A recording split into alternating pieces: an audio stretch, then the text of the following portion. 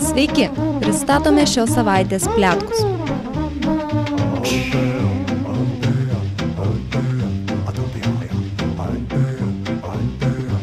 Viena parduotuvė Paragvajuje ragina savo klientus išsirengti iki apatinių ir taip sutaupyti pinigų naujiems drabužiams. Keli pirkėjai ryžosi pasinaudoti šiuo pasiūlymu ir nusimetė viršutinius drabužius, kad vietos parduotuvėje išsiderėtų geresnės kainas. Gran America tinklo parduotuvės Paragvajuje kiekvienam klientui suteikė $100 nuolaidą nuo bendros pirkinių sumos, jeigu jie parduotuvėje apsiperka vilkėdami tik apatiniais drabužiais. Moterys, kurios vaikščiojo po parduotuvę tik su kelnaitėmis ir liemenėlėmis, sekiojo būrys vyrų, kurie fotografavo jas savo mobiliaisiais telefonais. Kad palaikytų pirkėjus, iki apatinių drabužių išsirengė ir kasininkės. Parduotuvės vedėja sakė, kad pusė jų pirkėjų yra iš Brazilijos, o kita pusė iš Paragvajos. Bet ši akcija sulaukė populiarumo tarp klientų iš abiejų šalių.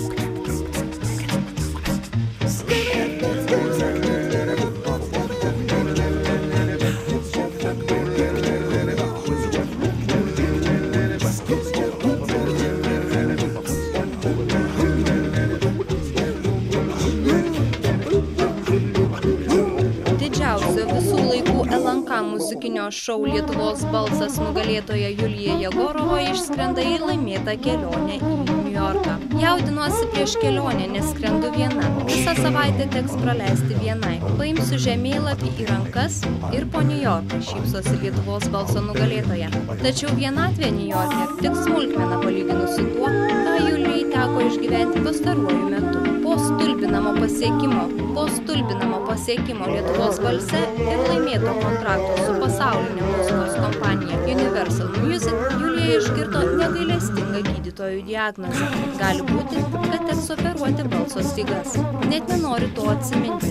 Diagnozė sustabdė visus mano planus. Po Lietuvos balso negalėjau turėti jokių koncertų. Pasibaigus šou 2 mėnesiai priverstinės tygos. Gydytojai man išrašė kelis mėnesius balso ramybės. Laimė panašu, kad operacijos nereikės, o balso stygos atsigauna. Matyt, labai reikėjo poilsio. Po Niujorko važiuosiu pas gydytojus ir tikiuosi, kad gausiu leidimą dainuoti. Jei viskas gerai, rugpjūtį Julija su Universal Music pradės įrašinėti savo albumą, kuris turėtų pasirodyti rudeniop.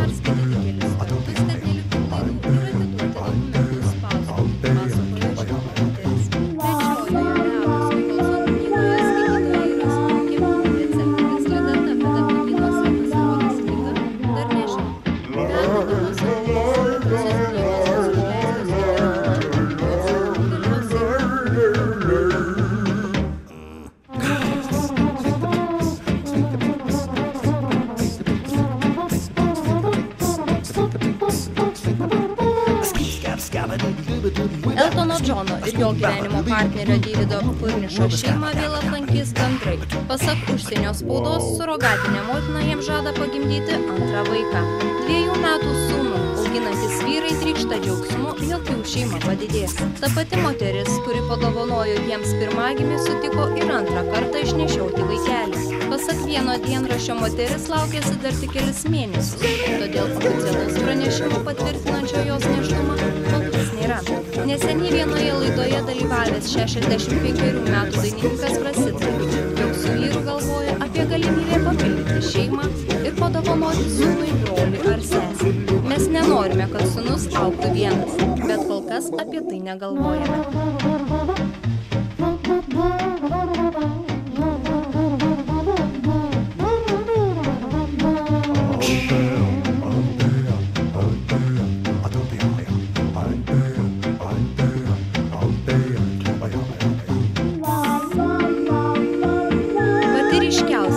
Ekstravagantiška dainininkė Lady Gaga eilinį kartą šokiravo publiką. Vidury pasirodė pasirodymo žvaigždė nusiėmė peruką, po kuriuo visų nuostabai plaukų nebebuvo. Visi galėjo pamatyti Lady Gagos blizgančią kaukę. Dainininkė buvo pakviesta į televizijos šou, kur pasirodė su keistu kostiumu ir jūros spalvos peruku. Gaga iš karto priėjo prie pianino, sėdo prie jo, nusiėmė peruką, pakabino jį ant manekeno ir naujame amplua pasirodė prieš publiką. Sudainavusi iš naujo albumo dainos priedainį pavadinimu Plaukai, dainininkė baigė savo pasirodymą. Vėliau atsistojo ir nusintė gerbėjams oro bučinį bei prisėdo prie televizijos vedėjo. Deja, visiems naujas Gagos įvaizdis nepatiko. Jos galvos forma atrodė kaip kiaušinis.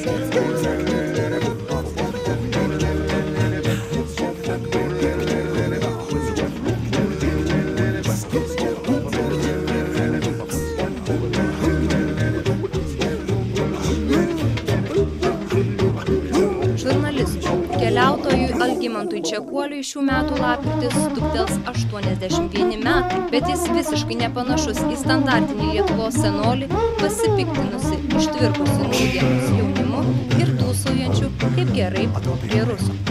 Jaunimo kulto apsistoje televizijoje jis vienas visą valandą prie ekrano prikausto didžiulę auditoriją, žavisi šiuolaikinėmis technologijomis, laiko jas pasaulio pažangos, o ne apokaliptės pabaigos ženklais. Algimantas Čekuolis ir 80 metų sulaukęs net nežada trauktis iš viešosios erdvės ir ramiai kapstyti sode. Jo laida Popietė su Algimantu Čekuoliu yra bene vienintelis Lietuvos televizijos projektas sulaukęs sėkmės. Žurnalisto sėkmės formulė paprasta. Jis pats kiaurai išilgai išmaišęs pasaulį, moka apie jį pasakoti ir, nepaisant garbaus amžiaus, moka išnaudoti interneto teikiamas galimybės. Jis uoliai stengiasi neatsilikti nuo naujovių, kurios gąsdina gerokai už jį jaunesnius, vyresniosios kartos inteligentus.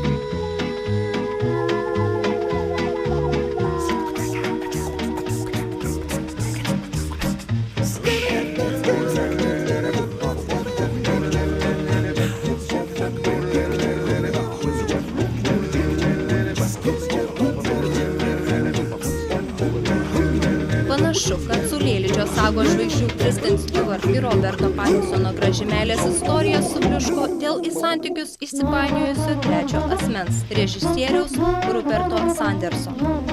Nors nei Kristen, nei Robertas nebuvo patvirtinę, kad juos sieja meilės ryšys, nei žiniasklaida, nei Saulėlydžio herojus įsimylėję gerbėjai neabejojo, kad 22 metų Kristen ir 4 metais vyresnį Robertą sieja romantiški ryšiai. Tik visai neseniai žiniasklaidoje pasirodė paparacių darytos nuotraukos, kuriuose porelė užfiksuota švelniai besilaikanti už rankų. Populiaraus amerikiečių savaitraščio paparaciai nušovė kelis kadrus, kurie neleidžia suabejoti ypatingais Kristen ir Ruperto ryšiais. Užsienio žiniasklaida spėlioja, kad vedusio ir 2 vaikus turinčio 41 metų režisieriaus Ruperto ir beveik perpus už jį jaunesnės aktorės romanas galėjo įsiplieksti, filmuojant juostas Snieguolė ir medžiotojas, kuri kaip tik neseniai pasiekė kino teatrus.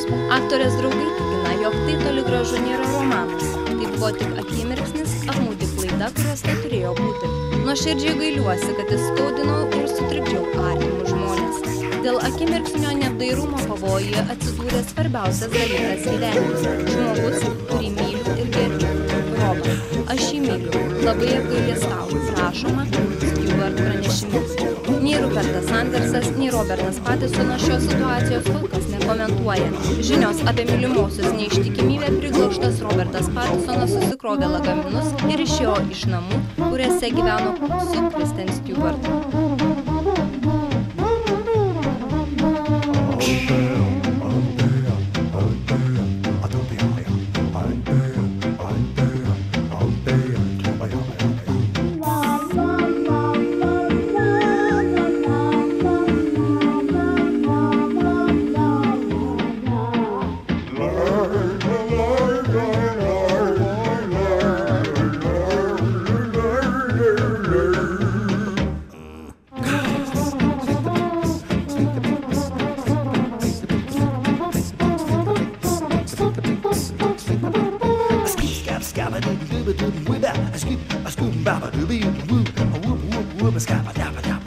Ačiū už dėmesį. Iki kitų susitikimų.